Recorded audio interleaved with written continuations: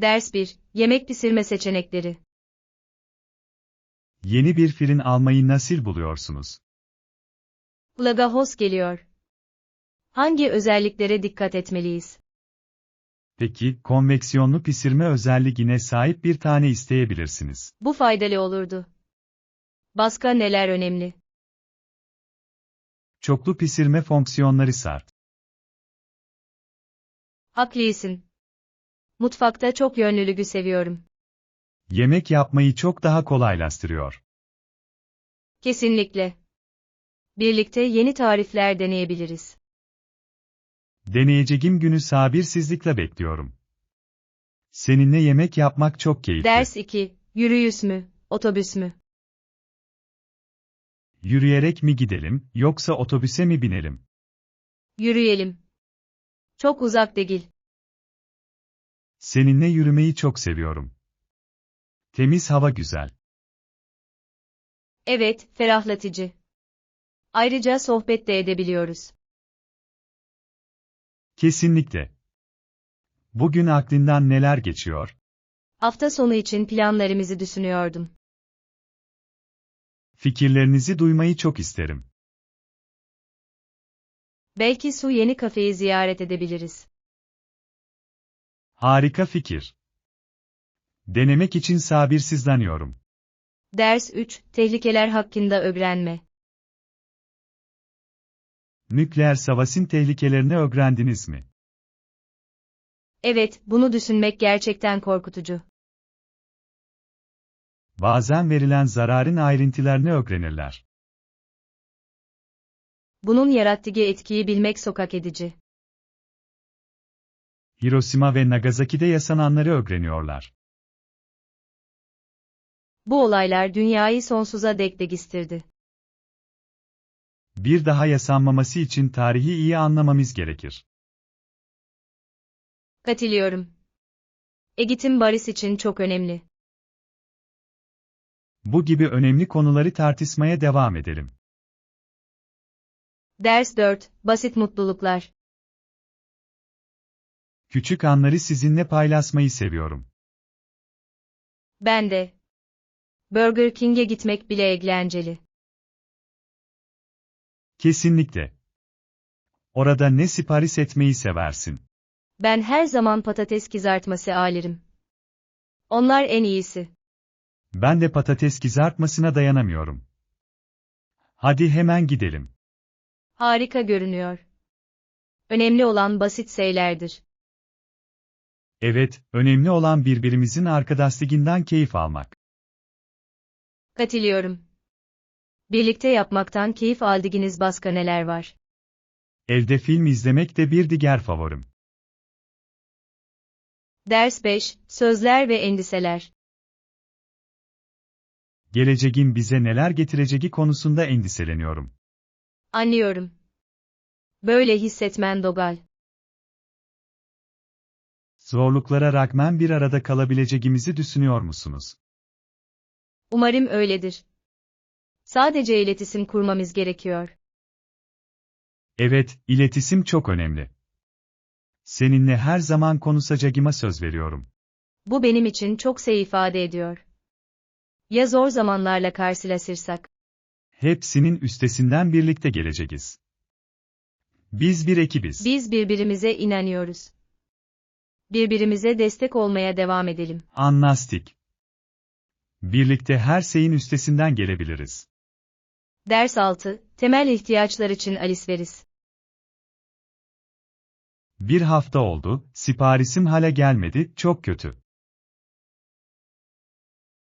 Müşteri hizmetleriyle iletişime geçmeyi denediniz mi? Belki size güncelleme saklayabilirler. Henüz yapmadım ama yapmam gerektiğini düşünüyorum. Önemli bir şey beklerken çok sinir bozucu oluyor. Kesinlikle. İletişime geçmek, sorunun çözülmesine ve içinizin rahat etmesine yardımcı olabilir. Tamam. Sadece siparişimle ilgili ne olduğunu öğrenmek istiyorum. Evet. Belirsizlik içinde beklemektense proaktif olmak her zaman daha iyidir. Katılıyorum. Bugün arayıp benim için bulup bulamayacaklarını soracağım. Güzel fikir. Umarım bazı cevapları vardır ve süreci hızlandırabilirler. Umarım öyle olur. Neler söyleyeceklerini size bildireceğim. Ders 7, Magazaları karşılaştırma. Pek çok magazanın web sitesinin olması harika, alışveriş için kullanışlı görünüyor. Evet, gerçekten öyle. Online alışveriş, evinizden çıkmadan ürünleri incelemenizi ve fiyatları karşılaştırmanızı kolaylaştırır. Kesinlikle. Farklı mağazalardaki fiyatları ve kaliteyi nasıl karşılaştırabiliriz? Ürünleri satın almadan önce kalitesini ölçmek için genellikle yorumları ve derecelendirmeleri kontrol ederim. Bu akıllıca bir strateji. Bilinçli kararlar almamı sağlıyor. Evet. Ayrıca internette mevcut olabilecek indirimleri veya promosyonları da takip ediyorum. Harika fikir. Alışverişi daha uygun hale getiren fırsatları bulmak her zaman güzeldir. Kesinlikle. Ayrıca birçok web sitesi ücretsiz kargo imkanı sunuyor ki bu da online alışverişin bir diğer avantajı. Kesinlikle katılıyorum. Hadi, internetten alışveriş yapmak için bir gün planlayalım ve neler bulabileceğimize bakalım. Ders 8, Yemek planlaması. Tamam, bunu aklımda tutacağım. Seyahatimiz için yanımıza almamız gereken başka bir şey var mı? Evet, zamandan ve paradan tasarruf etmek için bazı yemekleri önceden planlamak iyi bir fikir olabilir. Kulağa pratik geliyor. Özellikle turistik bir bölgede, sadece dışarıda yemek yemeye güvenmek istemiyorum. Kesinlikle. Yanımıza atıştırmalıklar ve kolay hazırlanabilen yemekler almak seyahatimizi çok daha keyifli hale getirebilir. Katılıyorum. Ayrıca yemek yaparken yöresel malzemeleri ve lezzetleri denememize de olanak sağlıyor. Evet. Unutmamak için hazırlamak istediklerimizin listesini yapalım. Harika fikir. Seyahatimizde birlikte hazırlayacağımız yemekler için çok heyecanlıyım. Ben de. Birlikte yemek pişirmek eğlenceli ve bağ kurmanızı saklayacak bir deneyim olabilir. Ne kadar lezzetli yemekler ortaya çıkaracağımızı görmek için sabırsızlanıyorum. Ders 9, Sigorta kapsamı. Kayıpla ilgili masrafları karşılayacak bir seyahat sigortanız var mıydı? Evet, her seyahate çıkmadan önce mutlaka seyahat sigortası yaptırırım. Bu bana gönül rahatlığı sağlar. Akıllıca. Seyahat ederken beklenmedik durumlara hazırlıklı olmak önemlidir. Kesinlikle. Seyahat sigortası, kayıp bagajları, tıbbi acil durumları ve hatta seyahat iptallerini bile karşılayabilir. Haklısınız. Özellikle bilmediğiniz yerlere seyahat eden herkes için olmazsa olmaz olduğunu düşünüyorum. Evet. Seyahatinizi mahvedebilecek olası maddi yüklerden sizi korur. Bir sonraki seyahatimde sigorta yaptıracağımdan emin olabilirsiniz, yatırıma değer. Kesinlikle. Seyahatinizin keyfini endişe duymadan çıkarmanızı sağlayan bir güvenlik agi. Tavsiyenizi takdir ediyorum. Yaklaşan seyahatim için mevcut en iyi seçeneklere bakacağım. Ders 10, Sanat ve El Sanatları Magazası. Yakınlarda bir sanat ve el sanatları mağazası olduğunu duydum, harika görünüyor. Evet. Benzersiz malzemeler ve malzemeler sunan yeni yerleri keşfetmeye her zaman hazırım. Ne tür yaratıcı ürünlere sahip olduklarını görmek eğlenceli olurdu diye düşünüyorum. Kesinlikle. El sanatları mağazalarında genellikle yeni projelere ilham verebilecek çeşitli malzemeler bulunur. Haklısın. Yaratıcılığımı harekete geçirecek özel bir şey bulma fikrini seviyorum. Evet. Ayrıca, o mağazalarda ne gibi eşsiz parçalar keşfedebileceğinizi asla bilemezsiniz. Bunu incelemek için heyecanlıyım. Bakalım bir sonraki projemizde kullanabileceğimiz bir şeyleri var mı? Kesinlikle. Orada birlikte ne gibi hazineler bulacağımızı görmek için sabırsızlanıyorum. Kulağa eğlenceli bir macera gibi geliyor. Haydi, el sanatları magazasında yaratıcılığımızı serbest Ders bırakalım. 11. Siyasi tartışma. Doğru. Yolsuzluğun önemli bir sorun olduğunu ve insanların degisin talep ettiğini kabul ediyorum. Evet, vatandaşların hükümetlerini eylemlerinden dolayı sorumlu tutmaları önemlidir. Kesinlikle. Şeffaflık, siyasi sistemlere güvenin yeniden tesis edilmesinin anahtarıdır. Kesinlikle. Savunuculuk ve aktivizm, seslerin duyulmasını saklamada önemli bir rol oynar. Katılıyorum. Yolsuzluğa karşı yükselen hareketleri görmek ilham verici. Evet. İnsanlar bir araya gelerek reform ve olumlu değişim için güçlü bir güç yaratabilirler. Liderlikte dürüstlük ve namusun ön planda tutulması için çabalamaya devam etmek çok önemlidir. Kesinlikle. Bu çabaları destekleyelim ve olumlu değişimi mümkün olduğunca her yerde teşvik edelim. Sürekli savunuculukla daha şeffaf bir toplum inşa edebileceğimizi umuyorum. Ders 12. Sabah rutininin faydaları. Sabaha pozitif bir başlangıç yapmak tüm günün tonunu belirler. Anladım. Güzel bir sabah rutininin ruh halimizi ne kadar etkileyebildiği şaşırtıcı. Kesinlikle. Sabahlarıma moral verici aktiviteler eklemeye çalışıyorum. Harika bir fikir. Esnemek veya saklikli bir kahvaltı yapmak gibi basit şeyler bile büyük fark yaratabilir. Evet. Güne niyette başladığımda kendimi daha enerjik ve odaklanmış hissediyorum. Kesinlikle. Sabahları kendimize vakit ayırmanın önemli olduğunu düşünüyorum. Katılıyorum. Benim için en iyi sonucu veren şeyi bulmak için rutinimde denemeler yapmaya devam edeceğim. Kulağa harika geliyor. Sabahlarımızı daha iyi hale getirmek için deneyimlerimizi ve ipuçlarımızı paylaşalım. Bunu çok isterdim. Günün geri kalanına ilham verecek sabahlar yaratmaya.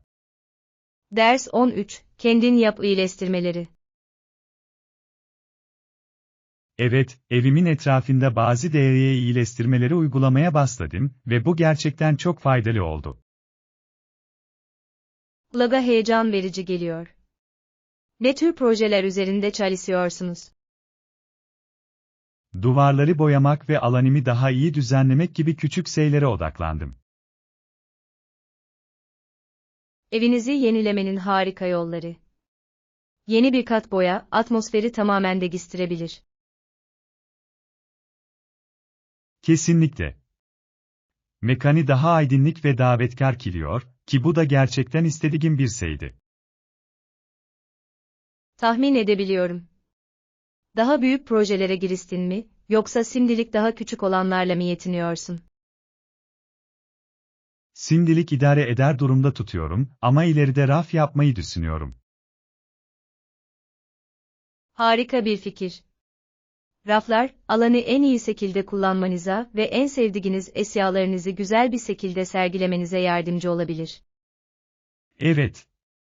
Kitaplar ve bitkilerle rahat bir okuma köşesi yaratmak istiyorum. Ders 14. Barışçıl savunma. Özellikle savunmanın askeri mekanizmalarından bahsederken odak noktamız barışçıl yöntemler ve hedefler olmalıdır. Kesinlikle katılıyorum. Şiddete başvurmadan güvenliği ve özgürlüğü ön planda tutmak şart. Evet. Diyalog ve anlayışın teşvik edilmesi daha sürdürülebilir çözümlere yol açabilir. Kesinlikle. Tarih, çatışmaların çoğu zaman çözümden çok daha fazla soruna yol açtığını göstermiştir. Haklısınız. Barışçıl bir gelecek için diplomasiye ve işbirliğine yatırım yapmak hayati önem taşıyor. Evet. Önemli olan ortak bir zemin bulup daha büyük iyilik için birlikte çalışmaktır. Barışçıl çözümlerin faydaları konusunda başkalarını eğitmenin önemli olduğunu düşünüyorum. Kesinlikle. Bu konu etrafında teşvik edici konuşmalar yapmak olumlu değişime ilham verebilir. Çatışmaların olmadığı, güvenliğin ve özgürlüğün geliştiği bir gelecek umuduyla. Ders 15, Spor bölümü önemli noktaları. Gazetenin bir diğer ilgi çeken bölümü ise spor sayfası olup, burada birbirinden ilginç haberlere yer veriliyor. Bu bölümü çok seviyorum. Yerel takimler, maç sonuçları ve oyuncu istatistikleri hakkında bilgiler içeriyor. Kesinlikle. Favori takimlerimizin gelişimini takip etmek ve her hafta nasıl performans gösterdiklerini görmek heyecan verici. Evet. Analiz ve yorumlar gerçekten içgörü dolu olabilir, oyuna derinlik katabilir. Ayrıca sporcuların kişisel yolculuklarını vurgulayan ilgi çekici insani hikayeleri de takdir ediyorum. Kesinlikle. Bu hikayeler spor dünyasını daha ilişkilendirilebilir ve ilham verici kılıyor. Ayrıca, özellikle playofflar sırasında toplulukla etkileşim kurmanın harika bir yoludur. Evet. Spor insanları birleştirebilir ve taraftarlar arasında bir yoldaşlık duygusu yaratabilir. Bir sonraki sahayı okumayı ve son gelişmeleri yakalamayı sabırsızlıkla bekliyorum. Ders 16, Yön bulma. Elbette, düz devam edin ve bir sonraki kavşakta sola dönün. Döndüğümde caddenin sağında mı yoksa solunda mı? Dönüşten birkaç blok ötede, sol tarafta olmalı. Anladım. Bu, gezinmeyi kolaylaştırıyor. Bu talimatlardaki yardımınız için teşekkür ederim. Sorun değil. Yardım etmekten her zaman keyif alırım, özellikle de birinin aradığını bulması anlamına geliyorsa. Çok naziksiniz. Bahsettiğiniz önemli yerlere mutlaka göz atacağım. Evet. Büyük kırmızı binayı arayın, onu gözden kaçırmak zor.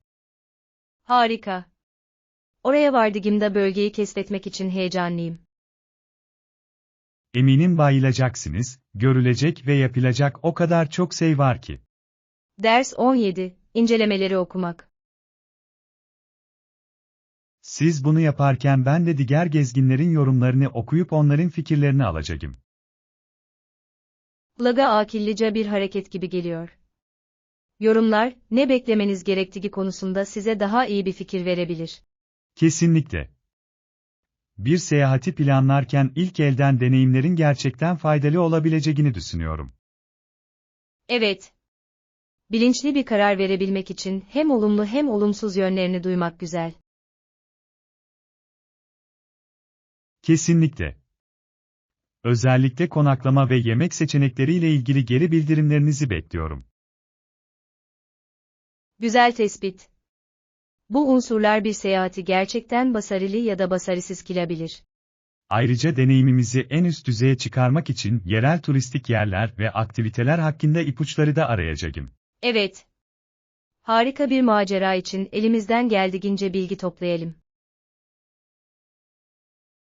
Başkalarının ne söyleyeceğini görmek için heyecanlıyım, bu kesinlikle daha iyi planlama yapmamıza yardımcı olacak. Ders 18, Yolsuzluğu anlamak. Rüşvet, komisyon, adam kayırmacılık ve zimmete para geçirme gibi uygulamalar birçok toplumda ciddi sorunlardır. Evet, rüşvet esasen birinin eylemlerini etkilemek için yapılan yasa dışı bir ödemedir. Kesinlikle. Güveni zedeler ve kırılması zor bir yolsuzluk döngüsüne yol açabilir. Kesinlikle. Hesap verebilirliği tespit etmek için bu uygulamalar hakkında farkındalığı artırmak çok önemli. Katılıyorum. İnsanları yolsuzluğun etkileri konusunda eğitmek, onların legisimi talep etmelerini saklayabilir. Evet. Yetkililer ile vatandaşlar arasında güvenin tesis edilmesi için yönetimde şeffaflık esastır. Bu sorunlarla etkili bir şekilde mücadelede taban hareketlerinin hayati bir rol oynadığını düşünüyorum. Kesinlikle. Toplu eylem önemli reformlara ve iyileştirmelere yol açabilir. Toplumlarımızda dürüstlük ve adaletin savunuculuğunu yapmaya devam ediyoruz. Ders 19, İlkbahar Güzelliği. İlkbahar, havanın iliman olduğu ve çiçeklerin açtığı çok güzel bir mevsimdir. Kesinlikle katılıyorum. Histan sonra Doga'nın yeniden canlandığını görmek çok ferahlatıcı. Evet. Çiçeklerin canlı renkleri ve hoş kokuları çok neşeli bir atmosfer yaratıyor. Kesinlikle. Açık hava aktiviteleri ve güneşin tadını çıkarmak için mükemmel bir zaman. Her yerin çiçek açtığı parklarda vakit geçirmeyi çok seviyorum, çok canlandırıcı geliyor. Ben de. Doga'nın ruhumuzu ne kadar yükseltebildiğini görmek şaşırtıcı. Mevsimin tadını doyasıya çıkarmak için piknikler ve yürüyüşler planlamayı sabırsızlıkla bekliyorum. Harika görünüyor. Hadi gelin, güzel bahçeleri de keşfedelim.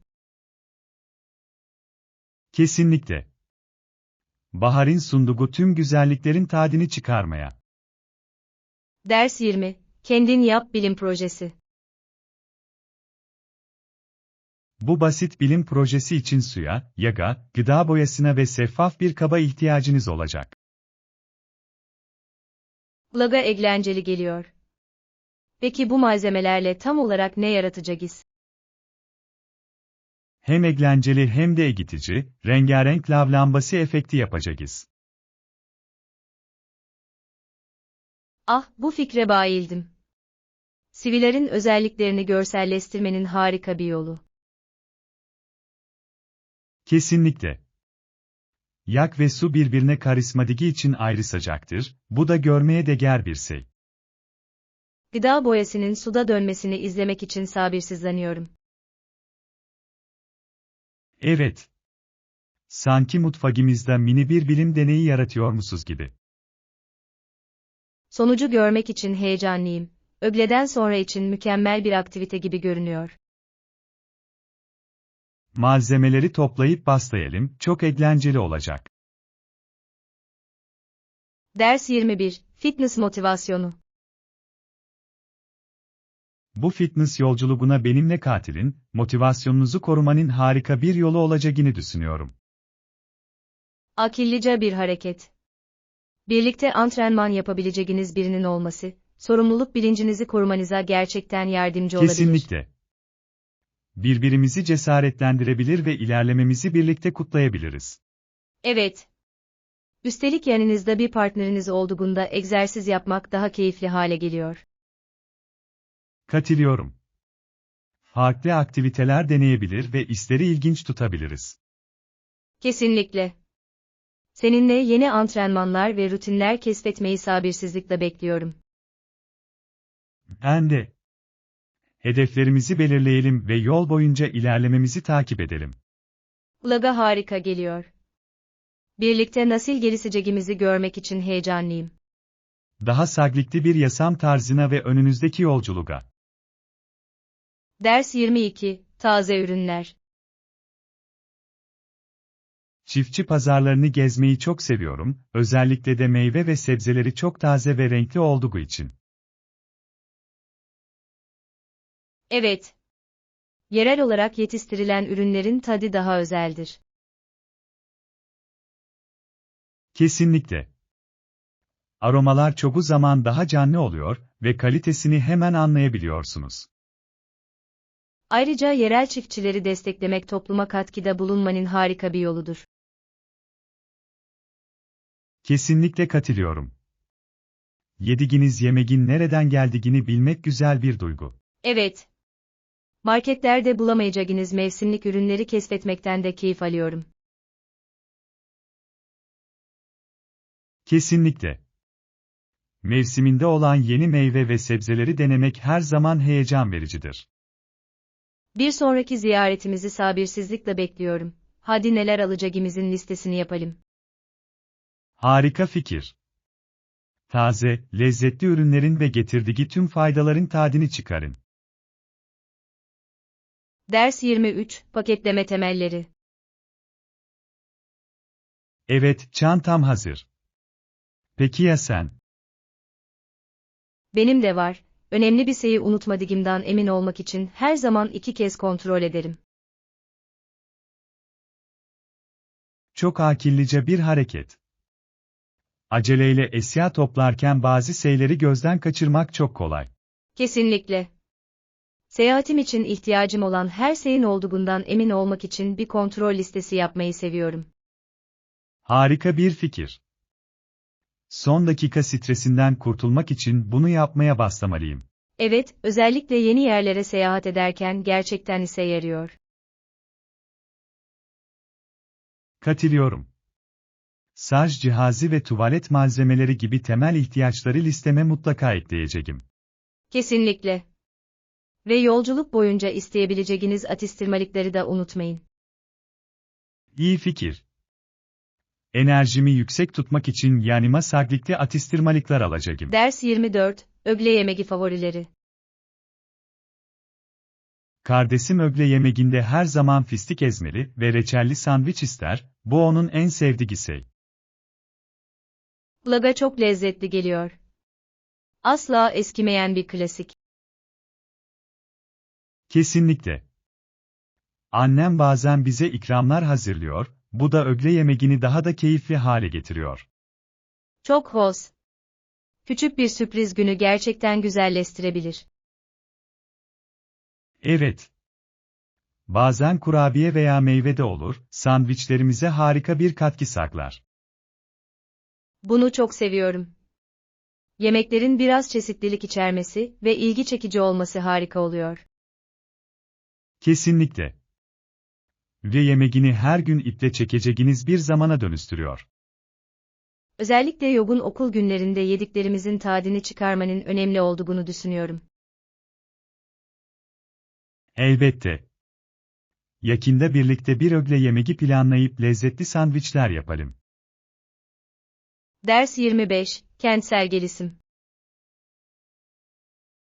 Sürdürülebilir kentsel kalkınma için şehir içi ve şehirlere toplu taşıma imkanlarının iyileştirilmesi büyük önem taşıyor. Kesinlikle katılıyorum. Verimli toplu taşıma, trafik sıkışıklığını ve kirliliği azaltabilir. Kesinlikle. İnsanları kişisel araçlara güvenmek yerine toplu taşımayı kullanmaya teşvik ediyor. Evet. Ve şehirde dolaşmayı herkes için çok daha kolay ve erişilebilir hale getiriyor. Ulaşım seçeneklerinin genişletilmesinin, hizmet alamayan bölgelerin iş fırsatlarına ulaşmasına da yardımcı olabileceğini düşünüyorum. Kesinlikle. Ekonomik büyümeyi ve toplumsal refahı teşvik etmek için gereklidir. Ayrıca toplu taşımayı iyileştirmek genel olarak daha sağlıklı bir çevreye katkıda bulunabilir. Evet. Yollarda daha az araba olması daha temiz hava ve daha az gürültü kirliliği demektir. Şehirlerimizde daha iyi toplu taşıma sistemleri için savunuculuk yapmaya hazırız.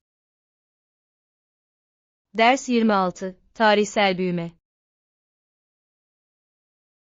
1900'lü yıllarda yaşayan biri için etkileyici sayılabilecek bir şekilde okuma yazma öğrenmişti. Evet, özellikle o dönemde insanların karşılaştığı zorluklar göz önüne alındığında. Eğitimin daha iyi bir geleceğin anahtarı olduğunu nasıl fark ettiğini anlamak inanılmaz. Kesinlikle. Eğitim, büyüme ve ilerleme için kapılar açar ve fırsatlar sağlar. Zorluklara rağmen engelleri aşma ve bilginin pesinden gitme azmine hayranım. Evet. İnsanların eğitime değer verdiklerinde ne kadar dirençli olabileceklerini gösteriyor. Gelecek nesillere ilham vermek için bu azim öykülerini paylaşmanın önemli olduğunu düşünüyorum. Kesinlikle. Bize sıkı çalışma ve özveriyle hedeflerimize ulaşabileceğimizi hatırlatıyorlar. Eğitimin hayatımızı şekillendirmedeki önemini kutlayalım. Ders 27, Çatışmayı sonlandırma. Eğer hızlı hareket edersek kara mayınlarının yeryüzüne yaydığı bu belayı sona erdirebiliriz. Kesinlikle katılıyorum. Temizleme ve önleme işine ne kadar kolay girişirsek o kadar iyi. Kesinlikle. Masum hayatları korumak ve barışı teşvik etmek için bu konuyu ele almak şart. Evet, kara mayınlarının toplumlar üzerindeki etkisi yıkıcıdır ve harekete geçmeliyiz. Bu konuda farkındalığı artırmanın da gisimi yönlendirmek açısından çok önemli olduğunu düşünüyorum. Kesinlikle. Eğitim ve savunuculuk, sinir disi etmeyi amaçlayan girişimlere destek sağlayabilir. Birlikte daha güvenli bir çevre yaratabilir ve gelecek nesillerin korunmasını sağlayabiliriz. Evet. Barış'ı savunmaya ve bu tür tehlikelerden arınmış bir dünya için çalışmaya devam edelim. Dünyada olumlu bir fark yaratma taahhüdümüze. Ders 28, İlerlemeyi kontrol etme. Alışkanlıklarımızda önemli değişiklikler görmek için yaklaşık 30 gün geçmesi gerekir. Harika. Sanırım şimdiden ilerleme kaydediyoruz ve farkı hissedebiliyorum. Evet, hedeflerimize ulaşmanın anahtarı planımıza sadık kalmaktır. Kesinlikle. Özellikle yeni alışkanlıklar edinirken tutarlılık çok önemlidir. Katılıyorum.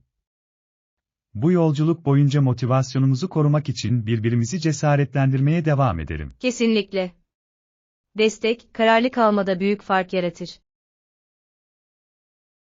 Bir ay sonra nerede olacağımızı görmek için sabırsızlanıyorum, düşünmesi bile heyecan verici. Evet. Odaklanmaya ve başarılarımızı kutlamaya devam edelim. Hep birlikte hedeflerimize ulaşabilir ve kalıcı değişim yaratabiliriz. Ders 29, Oda servisi. Elbette. Hemen odanıza getirip keyfini çıkarmanızı sağlayacağız. Harika görünüyor. Gizli servis için teşekkür ederim. Deneyimi gerçekten güzelleştiriyor. Evet. Özellikle dinlenirken oda servisinin kolaylığından yararlanmak güzel. Kesinlikle. Kendi mekanimin rahatlığında yemek yemenin keyfini çıkarabiliyor olmayı seviyorum. Konaklamanıza bir lüks dokunusu katıyor, değil mi? Evet, öyle. Tüm deneyimi daha özel ve kişisel hissettiriyor. Burada geçirdiğiniz zamandan keyif aldığınızı duyduğuma sevindim, bazen mola vermek önemlidir. Kesinlikle. Bu küçük kaçamak çok ferahlatıcı ve çok ihtiyaç duyduğum bir deneyimdi. Konaklamanızın geri kalanının ve beraberinde getirdiği tüm küçük lükslerin tadını çıkarmanız dileğiyle. Ders 30, Zor zamanlarda destek. Seni sevdiklerini biliyorlar ve bu onlar için de zor bir zaman. Sizin için de zor bir dönem ama bu duygular iyileşme sürecinin bir parçası. Evet, herkesin kendine özgü zorluklar yaşadığını kabul etmek önemlidir. Kesinlikle. Zor zamanlarda birbirimize destek olmak çok büyük fark yaratabilir. Katılıyorum. Bazen basit bir sohbet bile rahatlatıcı ve anlayışlı olabilir. Evet. Duyguları ve korkuları paylaşmak için güvenli bir alan yaratmak şart. Birlikte bu zorlukların üstesinden gelmemize yardımcı olabiliriz. Kesinlikle. Yalnız olmadığımızı kendimize hatırlatalım. Birbirimize yaslanıp, baklarımızdan güç bulalım. Ders 31, Övgü dolu stil. Merhaba, yeni saç kesimini çok beğendim, çok şık görünüyor ve sana da çok yakışmış. Çok teşekkür ederim. Degisiklik konusunda biraz gergindim ama beğenmenize sevindim. Gerçekten yüz hatlarınızı ortaya çıkarıyor ve size taze bir görünüm kazandırıyor. Bunu takdir ediyorum. Sezon için yeni bir şey istiyordum ve bunun doğru seçim olduğunu hissettim. Kesinlikle. Degisiklik yapmak ve farklı bir şey denemek her zaman eğlencelidir. Evet. Kendinizi küçük yollarla yeniden keşfetmek ferahlatıcı olabilir. Kendinizi nasıl sunduğunuz konusunda iyi hissetmenizin önemli olduğunu düşünüyorum. Kesinlikle. Yeni bir saç modeli özgüveninizi ve ruh halinizi artırabilir. Degisimi kucaklayıp, kendimizi tarzımızda ifade edelim. Ders 32, Saklikli atıştırmalıklar. Daha sağlıklı beslenmeye çalışıyorum, sağlıklı atıştırmalık önerileriniz var mı? Kesinlikle. Taze meyve ve kuru yemişleri atıştırmayı çok seviyorum. Besleyici ve doyurucular. Harika görünüyor. Sanırım beslenmemde daha fazla meyveye ihtiyacım var. Evet. Çilek, elma ve muz kolayca tüketilebilen ve vitamin açısından zengin meyvelerdir. Hızlı bir enerji artısı için karışık kuru yemiş hazırlama fikrini beğendim. Kesinlikle. Protein ve saklikli yağlarla doludurlar, bu da onları harika bir seçim haline getirir.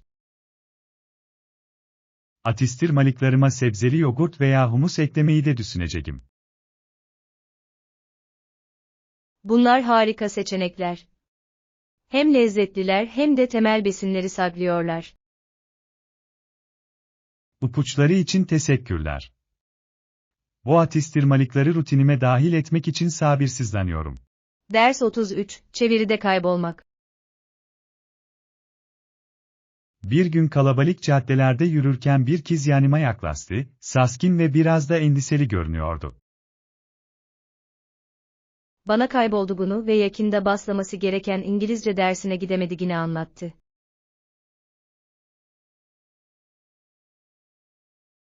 Onun sinirliliğini hissedebiliyordum, bu yüzden ona yardım etmeye karar verdim ve sınıfının nerede olduğuna dair biraz daha bilgi istedim.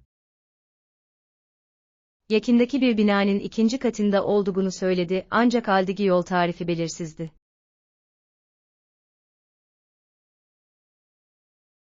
Ona doğru yönü gösterdim ve yol boyunca dikkat etmesi gereken noktaları tarif ettim.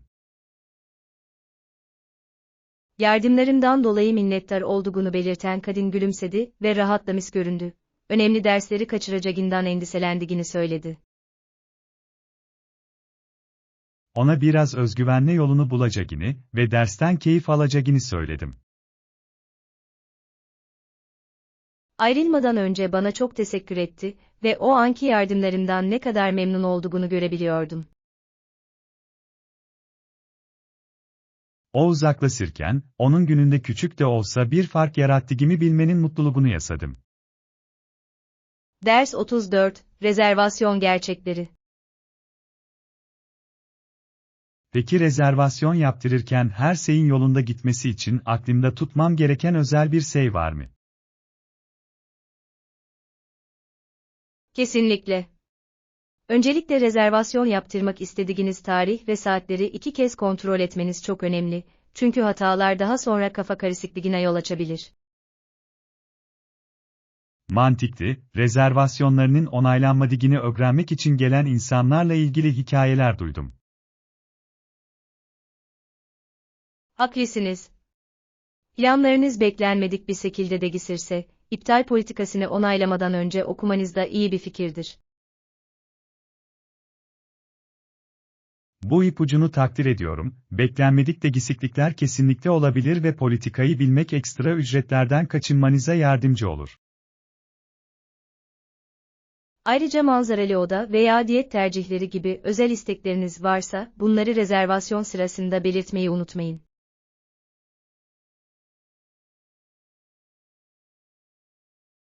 Çok güzel bir nokta, deneyiminizde büyük fark yaratabilecek olan küçük detaylardır. Kesinlikle. Ve varisinizde referans olması için onay e-postanızı veya numaranızı kaydetmeyi unutmayın. Bu bilgiler için teşekkürler, artık rezervasyon yaptırmaya çok daha hazır hissediyorum. Ders 35, Antrenman Bilgeligi. Genellikle her gün 20 ila 30 dakika egzersiz yapıyorum ve hem kardiyo hem de güç antrenmanlarına odaklanıyorum. Bu sağlam bir rutin gibi görünüyor. Motivasyonunuzu korumak ve sıkılmamak için çeşitliliği korumak çok önemli. Kesinlikle. Farklı egzersizleri bir araya getirmenin heyecanı artırdığını ve sinirlerimi zorladığını düşünüyorum. Katılıyorum. Ayrıca özellikle zamanınız kısıtlıysa, daha kısa ve daha yoğun antrenmanlarda daha uzun seanslar kadar etkili olabilir. Kesinlikle. Bazen, programım yoğun olduğunda 15 dakikalık kısa seanslar bile yapıyorum ve yine de ödüllendirici oluyor. Bu akıllıca bir yaklaşımdır. Önemli olan, tutarlılığı hedeflerken, yaşam tarzınıza en uygun olanı bulmaktır. Ve dinlenme günlerinin önemini unutmayın. Bu, kaslarınızın iyileşmesine ve güçlenmesine olanak sağlar. Çok doğru. Tükenmişlik veya sakatlanmayı önlemek için egzersiz yoğunluğunu yeterli dinlenmeyle dengelemek çok önemlidir. Sohbet için teşekkürler, bu bilgiler isiginde rutinimi ayarlamak için sabırsızlanıyorum. Ders 36, Ebeveynlik Mükemmelliği. Hatalar olur, özellikle ebeveynler için, hepsi öğrenme yolculuğunun bir parçası değil mi? Kesinlikle. Önemli olan, bu hataları kabul edip, üzerinde durmak yerine onlardan ders çıkarmaktır. Kesinlikle katılıyorum, ebeveynlikte öz affetme çok önemli, çünkü çocuklara olumlu örnek teşkil ediyor. Kesinlikle. Ebeveynler hata yapmanın sorun olmadığını gösterdiğinde, çocuklar dayanıklılığı ve büyümenin önemini öğrenirler. Ebeveynliği bu açıdan düşünmek ferahlatıcı, hepimiz elimizden gelenin en iyisini yapmaya çalışıyoruz. Gerçekten. Ve zor anlarda dahil olmak üzere deneyimlerimizi paylaşmak, ebeveynler arasında destekleyici bir topluluk oluşturmaya yardımcı olabilir. Bu çok doğru, mücadelelerimizde yalnız olmadığımızı bilmek inanılmaz derecede rahatlatıcı olabilir. Ayrıca ne kadar küçük olursa olsun başarılarımızı bizi anlayan başkalarıyla kutlamamıza olanak tanır. Bu bilgilendirici sohbet için teşekkürler, ebeveynlik yolculuğunu kucaklamamız gerektiğini hatırlatan harika bir deneyim. Ders 37, Mal üzerine düşünceler. Nike'in ayakkabı ve ürün serilerinde yaptığı son değişiklikler tüketiciler arasında epeyce konuşulmaya başlandı, değil mi? Evet, ufak değişikliklerin bile farklı gruplardan önemli tepkilere yol açabilmesi gerçekten büyüleyici. Bazı insanlar yeni tasarımlardan heyecan duyarken, bazıları ise genel etki konusunda daha şüpheci görünüyor. Doğrudur, markalaşma ve pazarlama kararlarının halk nezdinde nasıl yankı bulduğunu görmek her zaman ilginçtir. Ortada çok farklı görüşler varken, bu değişikliklerin uzun vadede satışlarını nasıl etkileyeceğini merak ediyorum. Kesinlikle. Nike gibi şirketler, yenilikçilik ile geleneksel tüketici beklentileri arasında denge kurma konusunda sıklıkla zorluklarla karşılaşıyor. Sosyal medya sayesinde geri bildirimler anında ve yaygın bir şekilde iletilebiliyor ve bu durum bir markanın itibarını ya artırabiliyor ya da azaltabiliyor. Kesinlikle. Bu, markaların tüketici duygularına yanıt verirken çevik olması gereken iki ucu keskin bir kılıç. Bu ilgi çekici tartışma için teşekkürler. Bu değişikliklerin daha geniş kapsamlı etkilerini düşünmek ilgi çekici. Ders 38, İdealler ve Miras. Sizce aydınlanmış atalarımız ve seleflerimiz günümüz toplumunda neden saygı görmeye devam ediyor? Soyut kavramları gerçek dünya uygulamalarına dönüştürerek, değer verdiğimiz ideallerin temellerini attılar.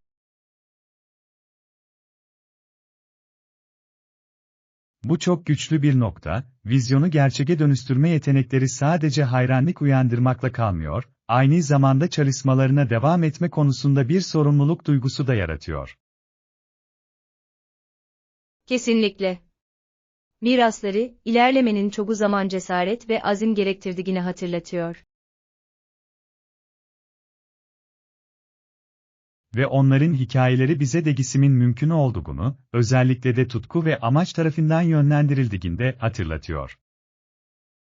Evet, onların katkılarını onurlandırmanın yanı sıra, devam eden gelişim yolculuğunu da takdir etmek önemlidir. Etkilerinin değerlerimizi şekillendirmeye nasıl yardımcı olduğunu ve kendi eylemlerimiz hakkında eleştirel düşünmemizi nasıl teşvik ettiğini takdir ediyorum. Bu, ilerledikçe onların temelleri üzerine inşa edebileceğimiz sürekli bir öğrenme ve büyüme döngüsüdür. Bu aydınlatıcı sohbet için teşekkür ederim, atalarımızın etkisini düşünmek ferahlatıcı. Ders 39, Oda talepleri. Mantıklı görünüyor, kararımızı vermeden önce bize delüks odayı gösterebilir misiniz?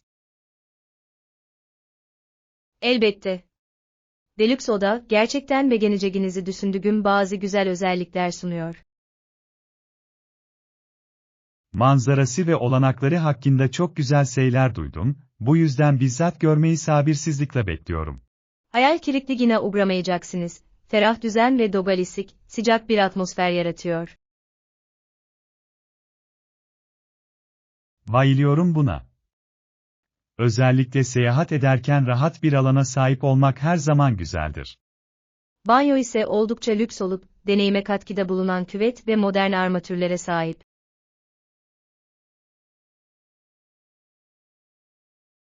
Kulağa harika geliyor, uzun bir kesif gününün ardından rahatlamayı seviyorum. Ziyaretiniz sırasında bu odada kalmanızın genel deneyiminizi geliştireceğinden emin olabilirsiniz. Bu kadar misafirperver olduğunuz için teşekkür ederim, delüks odayı görmek için sabırsızlanıyorum. Ders 40, Ulaşım konuşmaları.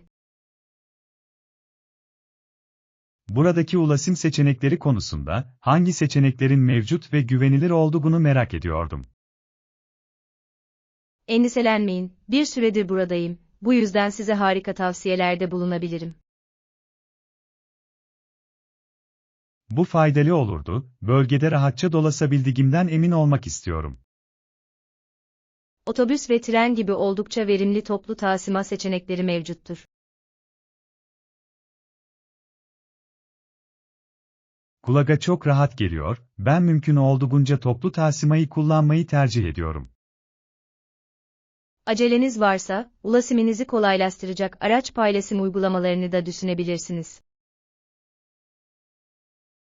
Harika fikir. Nereye gitmem gerektiğine bağlı olarak seçeneklerimin olması her zaman güzel. Kesinlikle. Özellikle yoğun saatlerde seyahat ediyorsanız, sefer saatlerini kontrol etmeyi unutmayın. Görüşleriniz için teşekkürler, burada geçireceğim zamana çok daha iyi hazırlanmış hissediyorum. Ders 41, Kayıp Kız. Bir gün parkta otururken bir kız yanıma yaklaştı, oldukça üzgün ve sakin görünüyordu. Çok endişeli görünüyordu ve bana yolun hemen asagisinde olan İngilizce dersine gidemediğini söyledi. Gözlerindeki endişeyi görebiliyordum, bu yüzden dersinin yapıldığı yeri tarif etmesini istedim. Parlak kırmızı bir kapısı olan küçük bir bina olduğunu, ancak yanlış yola girdiğini ve etrafta dolaşmaya başladığını anlattı. Ona bulunduğumuz yerden çok uzak olmadığını söyledim ve onu sınıfa kadar götürmeyi teklif ettim. Yürürken geç kaldığı ve önemli talimatları kaçırdığı için gergin olduğunu dile getiriyordu. Ona herkesin hata yapabileceğini ve önemli olanın oraya ulaşmaya çalışması olduğunu söyledim. Bana gülümsedi ve nezaketinden dolayı teşekkür etti. Yalnız olmadığını bilmenin kendisini çok daha iyi hissettirdiğini söyledi. Sonunda sınıfa ulaştığımızda çok rahatladı ve minnettar oldu, iletişimde kalabilmek için numaralarımızı birbirimize verdik. Ders 42, rezervasyon yapma.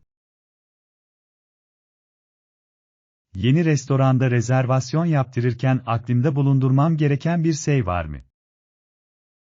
Kesinlikle. Haftanın belirli günleri için özel indirimleri veya menüleri olup olmadığını kontrol etmek önemlidir. Çok güzel bir nokta. Bazen, bize para kazandırabilecek belirli ürünlerde indirimler sunuyorlar. Ayrıca, özellikle akşam yemeği saatlerinde popüler bir mekanise, rezervasyon saatini teyit etmek de çok önemlidir. Katılıyorum, isteyeceğimiz son şey, bir yere vardığımızda masamızın olmadığını görmektir.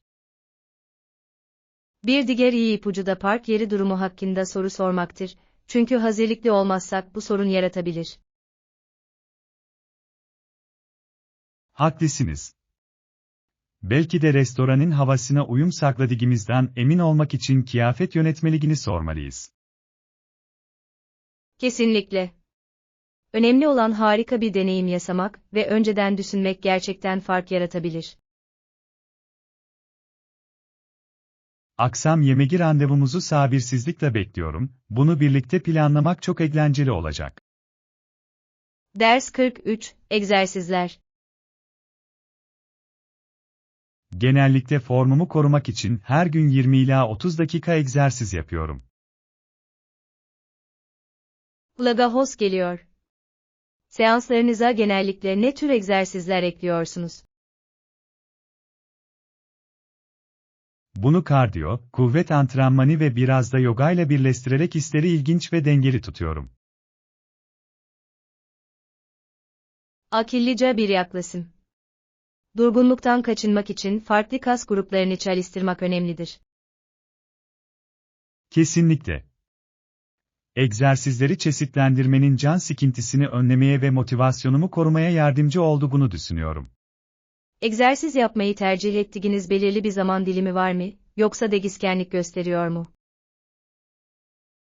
Ben genelde sabahları tercih ediyorum çünkü bana günün geri kalanı için enerji veriyor ama bazen de değiştiriyorum. Sabah egzersizlerinin kesinlikle kendine has avantajları var, basarma duygusunu erkenden yaşıyorsunuz. Kesinlikle. Ayrıca güne pozitif bir başlangıç yapmanın harika bir yoludur. Ders 44, ebeveyn hataları. Ebeveyn hataları olur ve bunların üzerinde durmak yerine onlardan ders çıkarmak önemlidir. Kesinlikle.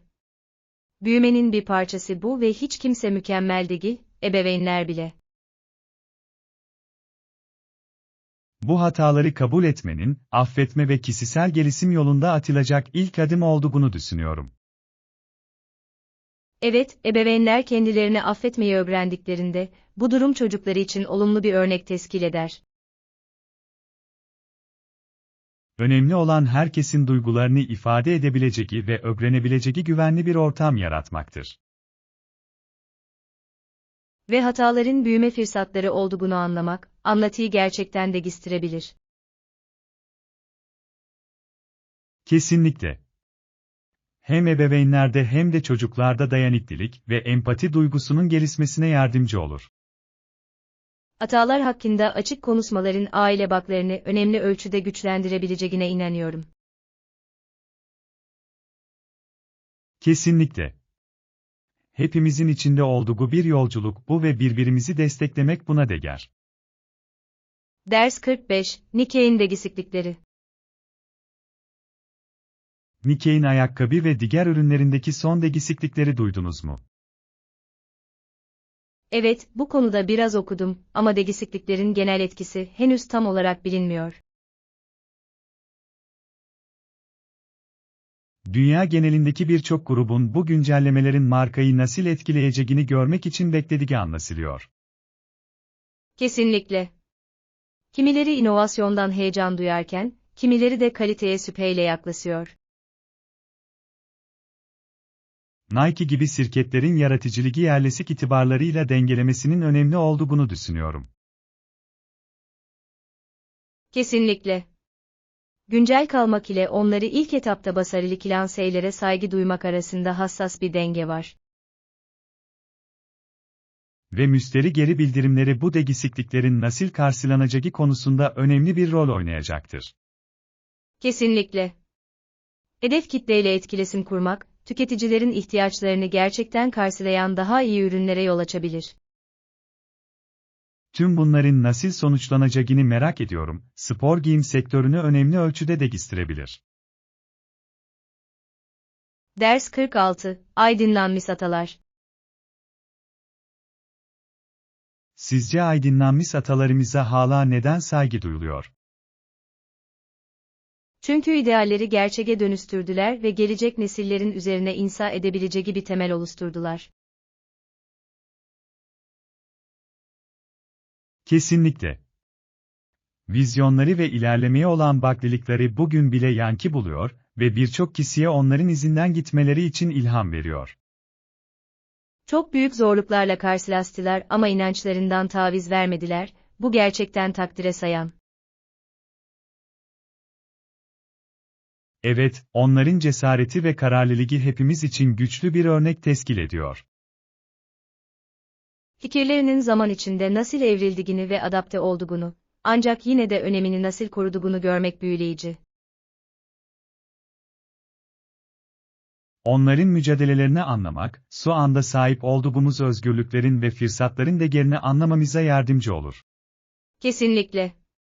Bu, ilerlemenin çoğu zaman bir bedeli olduğunu ve bu mirasa saygı duymamız gerektiğini hatırlatıyor.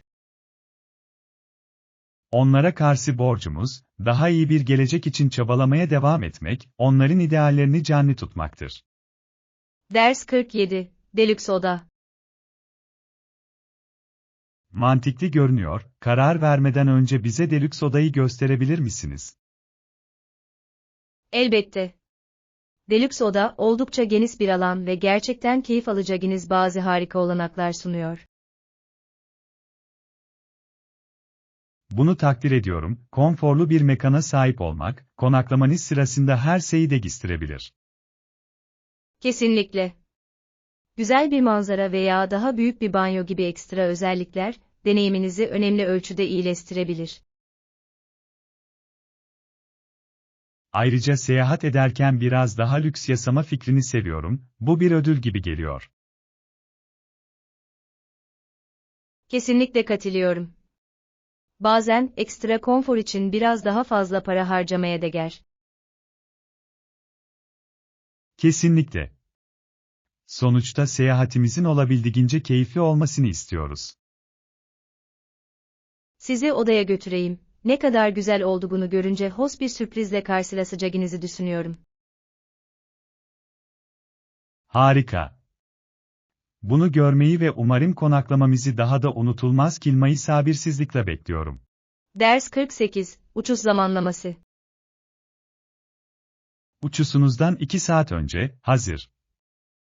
Zamanında varacağımdan emin olabilirsiniz. Bu akıllıca bir plan, uçağınızı kaçırma riskinden kaçınmaktansa erken gitmek her zaman daha iyidir. Kesinlikle. Son dakika check-in işlemleriyle strese girmektense kapıda biraz beklemeyi tercih ederim. Kesinlikle. Üstelik bir şeyler atıştırmak veya son dakika alışverişi yapmak için de fırsat sunuyor. Ve kim bilir, belki havaalanında beklerken ilginç insanlarla bile karşılaşabilirsiniz. Doğru. Havaalanları dünyanın dört bir yanından gelen hikayeler ve maceralarla dolu olabilir. Seyahatin bu yönünü seviyorum, yolculuk sırasında bile keşfedilecek her zaman yeni bir şey vardır.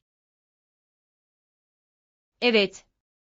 Acele etmeden yolculuğun tadını çıkarabilmek için plana sadık kaldığımızdan emin olalım. İyi bir plan gibi duruyor. Ne olur ne olmaz diye erken ayrılmak için hatırlatıcı kuracağım. Ders 49, Antrenman planlaması. Bir ara birlikte dışarı çıksak nasıl olur? Bir antrenman seansı planlamak eğlenceli olur bence. Harika bir fikir gibi geliyor. Bir arkadaşınızla egzersiz yapmak bunu çok daha keyifli hale getirebilir. Kesinlikle. Ayrıca, motive kalmanın ve birbirimizi sorumlu tutmanın harika bir yoludur. Katılıyorum. İşleri ilginç kılmak için koşu veya yoga gibi farklı aktiviteler deneyebiliriz. Akıllıca bir yaklaşım. Degisiklik yapmak tükenmişliği önleyebilir ve rutinlerimizi taze tutabilir. Evet. Ve bu arada sohbet etmek için de güzel bir fırsat olacak. Elbette. Kimize de uygun bir gün ve saat belirleyelim. Önümüzdeki hafta bir zaman dilimini hedefleyelim mi? Ne yapmak istediğimize karar verebiliriz. Harika görünüyor. Sabırsızlanıyorum, birlikte vakit geçirmenin eğlenceli bir yolu olacak. Ders 50, Ulaşım seçenekleri. Buradaki ulaşım seçenekleri hakkında ne düşünüyorsunuz? Endişelenmeyin, bir süredir buradayım ve size etrafta dolaşmanın en iyi yollarını anlatabilirim. Bu rahatlatıcı. Bazen yerel ulaşım sistemini bilmek çok fazla zaman ve zahmetten tasarruf sağlayabilir. Kesinlikle. Bölgeyi keşfetmenizi kolaylaştırabilecek otobüsler, tramvaylar ve hatta bisiklet kiralama olanakları mevcut. Bisiklete binme fikrini seviyorum, aktif kalırken manzaraları görmenin harika bir yolu. Kesinlikle. Ayrıca, aksi takdirde gözden kaçırabileceğiniz gizli hazineleri keşfetmenizi sağlar. Ve seçenekler konusunda bana rehberlik edecek bilgili birinin olması çok büyük bir yardım. Yardımcı olmaktan mutluluk duyarım. Haritaya bakalım ve planlarınıza en uygun rotaları belirleyelim. Harika. Tavsiyenizi takdir ediyorum, buraya seyahat etmek çok daha keyifli hale geliyor.